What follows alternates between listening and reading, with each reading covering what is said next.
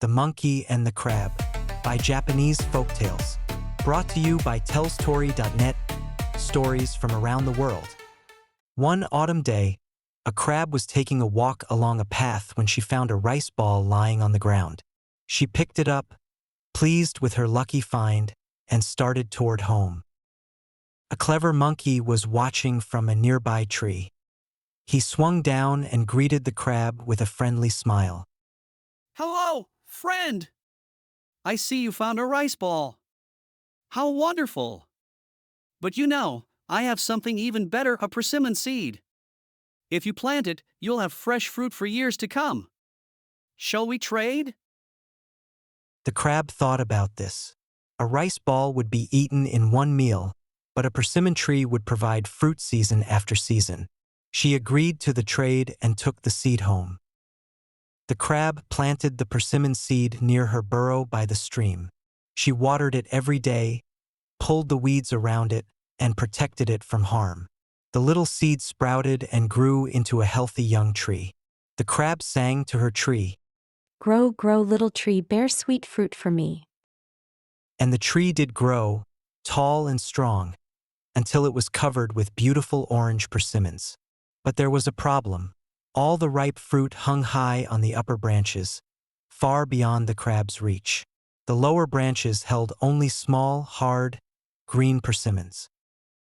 The monkey appeared again, grinning. What a fine tree you've grown. But I see you can't reach the ripe fruit.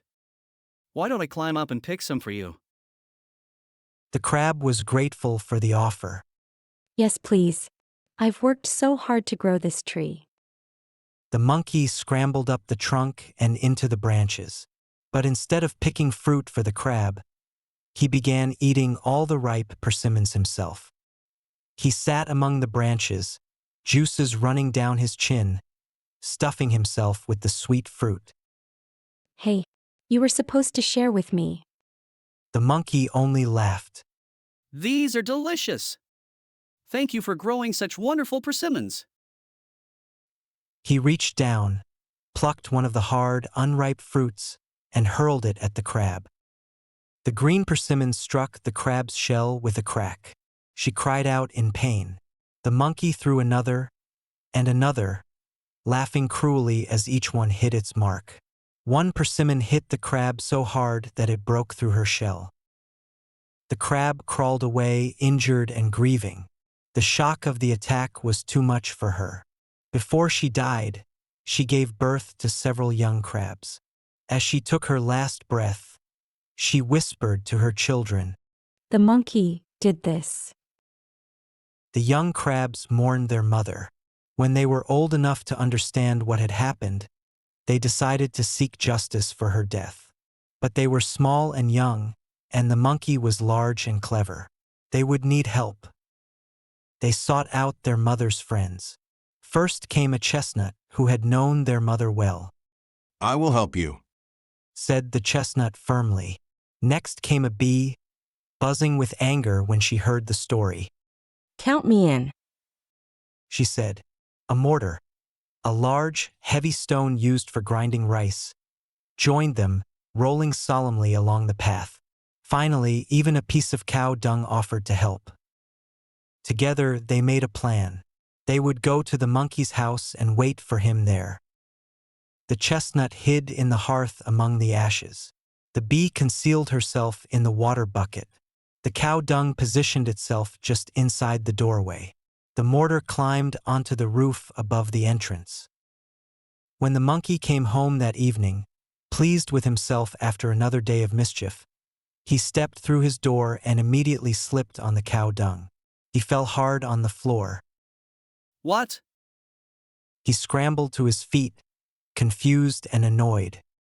Feeling cold from his fall, the monkey went to light a fire in the hearth to warm himself. But the moment the flames touched the wood, the chestnut exploded from the heat, shooting out and striking the monkey in the face. Ah! My face! The monkey stumbled back, his cheek burned and stinging.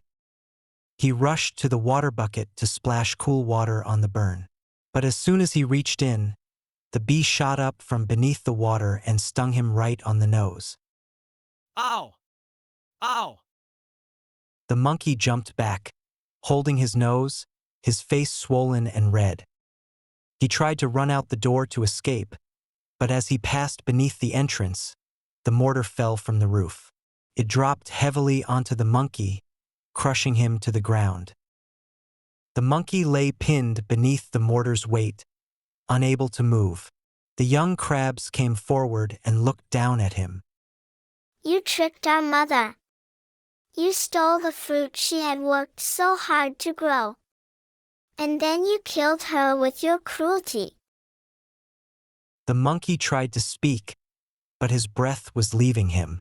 The mortar was too heavy. The crabs watched as the monkey's eyes closed for the last time.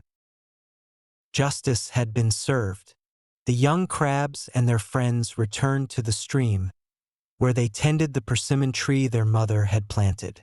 Each autumn, when the persimmons ripened, they remembered her and shared the fruit among themselves and all the creatures of the forest who treated others with kindness and fairness.